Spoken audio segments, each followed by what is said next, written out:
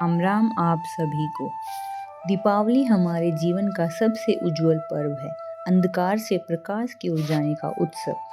लेकिन क्या आपने कभी मन में यह प्रश्न उठाया है, यदि दीपावली भगवान श्री राम के अयोध्या आगमन की स्मृति है तो उस दिन श्री राम की पूजा क्यों नहीं होती? और यदि हम माँ लक्ष्मी की आराधना करते हैं तो उनके साथ भगवान विष्णु की बजाय भगवान गणेश को क्यों पूजते हैं? इन प्रश्नों का उत्तर हमारी परंपराओं में नहीं, हमारे शास्त्रों और पुराणों में छिपा है। किसी एक कथा में नहीं, बल्कि हमारे प्राचीन शास्त्रों के गहरे संकेतों में छुपा है।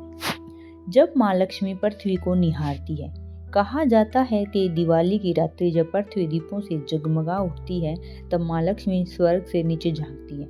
कभी उनके मुख पर मुस्कान होती है तो कभी नेत्र करुणा से भर जाते हैं, क्योंकि उन्होंने देखा जहाँ उन्होंने अपार धन दिया वहीं रिश्ते कमजोर हो गए। एक समृद्ध नगर की दुखद कहानी। एक नगर था धन से भरा पर प्रेम से खाली। पिता और पुत्र सोने की माला के लिए झगड़ रहे थे। यह मेरी है, नहीं बराबर बंटेगी। घर की बहुएं पूजा की थालियों के लिए ताने मार रही थी। मैं बड़ी हूँ, अधिकार मेरा है। और बाजार में व्यापारी अहंकार से भर चुके थे। मेरे पास इतना धन है कि मैं इंसान नहीं किस्मत खरीद सकता हूँ। माँ लक्ष्मी ये सब देख रही थी, उनका हृदय भारी उठा। मैं सुख देने आई थी, पर मेरा वरदान इनके लिए कलह बन गया। बैकुंठ में संवाद। व्यथित होकर माँ लक्ष्मी बैकुंठ पहुंची और भगवान विष्णु से बोली, स्वामी, मैंने समृद्धि दी पर उससे विवेक नहीं आया, यह कैसे हो गया? भगवान विष्णु मुस्कुराए और बोले, देवी, धन केवल एक शक्ति है, यदि उसे दिशा न मिले तो वह शक्ति विनाश बन जाती है। उनके शब्दों से दिव्य दृश्य प्रकट हुए।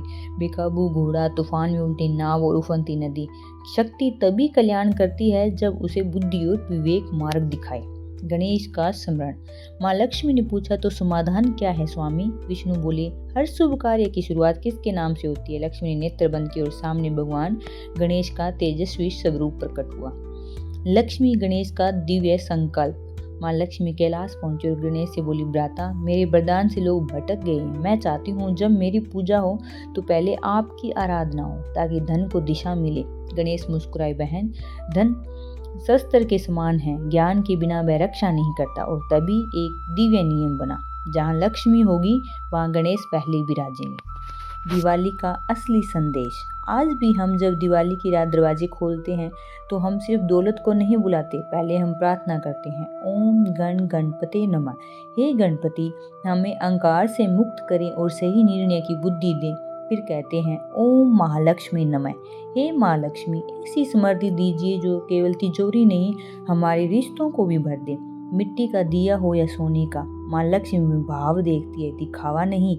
जहाँ रिश्तों में प्रेम है वही उनका स्थायी वास है। अंतिम रहस्य।